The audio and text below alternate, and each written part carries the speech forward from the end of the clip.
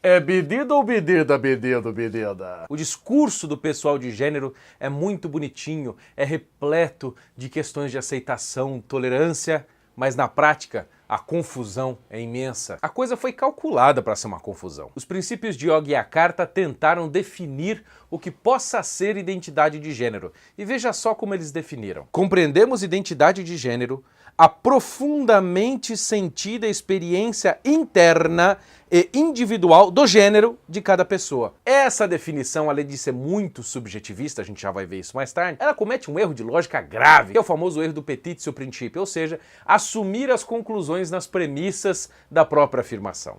Deixa eu ver qual gênero eu vou pegar. E veja bem, eles dizem que a identidade de gênero é a profundamente sentida experiência interna e individual do gênero de cada pessoa. A identidade de gênero é o sentimento interno do gênero. Ou seja, a palavra gênero é o problema aqui e eles não definem para que a confusão seja ainda maior. Transdragão? Quer ver como essa questão de gênero não fica só na parte sexual? Veja que teve um funcionário argentino que quando chegou aos 59 anos se disse mulher só para poder se aposentar antes. A questão é essa, se o gênero é uma profundamente sentida experiência interna individual de cada pessoa, se ela se sentir com uma idade superior ou inferior, quem somos nós para dizer que ela está errada? Ela não precisa ser só transexual, ela pode ser uma transetária, variar entre idades.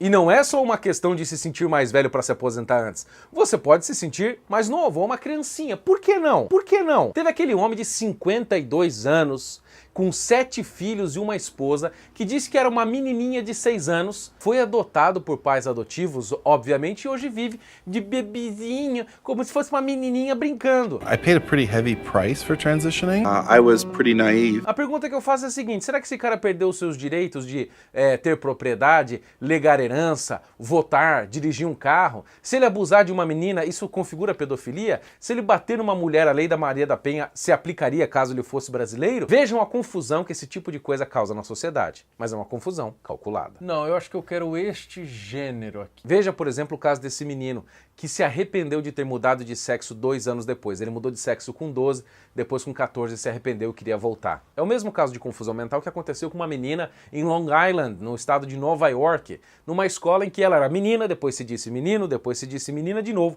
A escola ficou pé da cara e obrigou a menina a assinar um contrato com a escola para parar de fazer confusão. Você imagina ter que mudar o nome na lista, adequar o pronome de tratamento, ter que colocar os professores todos informados a respeito da mudança da menina, ver as adequações de chamada. Enfim, isso causa uma série de mudanças que as pessoas não percebem o que pode acontecer. Essa confusão que acontece na cabeça das crianças, ela é de certo aspecto normal. Vários estudos que estão aqui na descrição do vídeo já demonstraram que as crianças podem sofrer com essa disforia de gênero. E esses estudos mostraram que 98% dos meninos e 88% das meninas se adequam ao seu sexo biológico após a puberdade. Ou seja, é um conflito natural, vamos dizer. Este aqui. E você quer saber por que a gente não pode sair apoiando essas mudanças de sexo prematuros? Por uma questão biológica simples. Existe uma zona aqui na cabeça chamada córtex pré-frontal. E essa é a área do cérebro que se amadurece mais tarde. E esta área do cérebro é aquela que é responsável por permitir que a gente tome decisões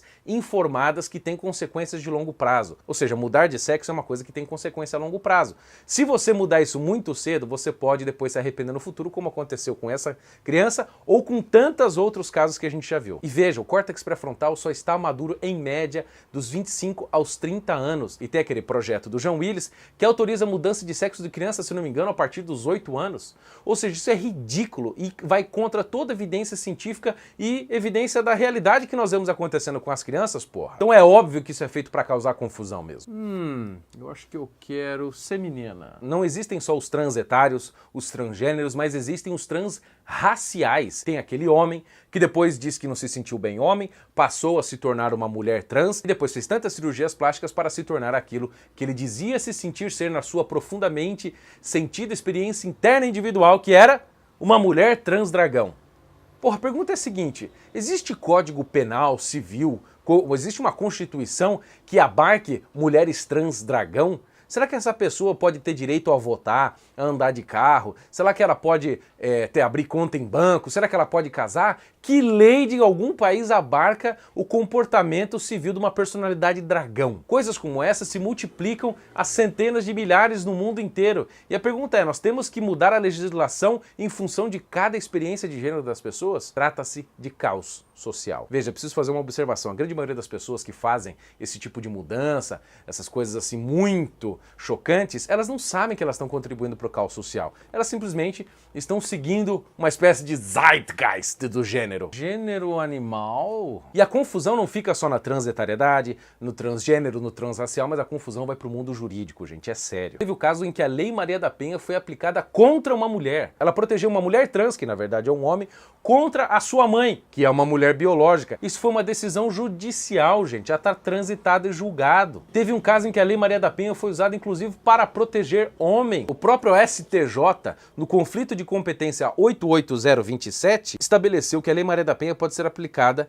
num conflito entre mulheres, por exemplo. E você quer saber por quê? Porque a Lei Maria da Penha, em vez de usar a palavra sexo, ela usa a palavra gênero. E como o gênero é elástico e depende da autopercepção do indivíduo que ele externa através da linguagem, o juiz tem que aceitar o que a pessoa diz. É bedida ou bedida, bedida, bedida? A pergunta é, se um cara apanha da sua namorada e ele alegar ser mulher, a Lei Maria da Penha pode ser aplicada contra ela?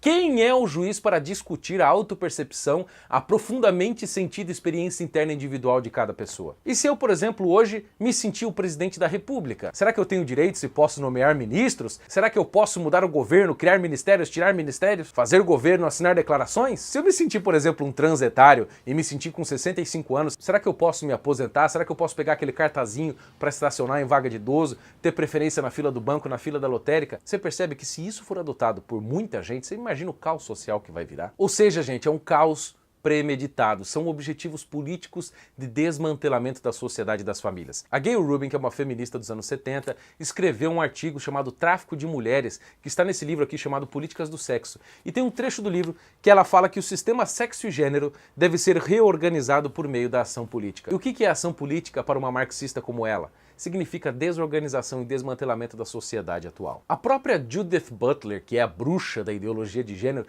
diz aqui no seu livro, na página 25, que a política feminista de gênero deve ser um objetivo político. Está aqui no livro dela.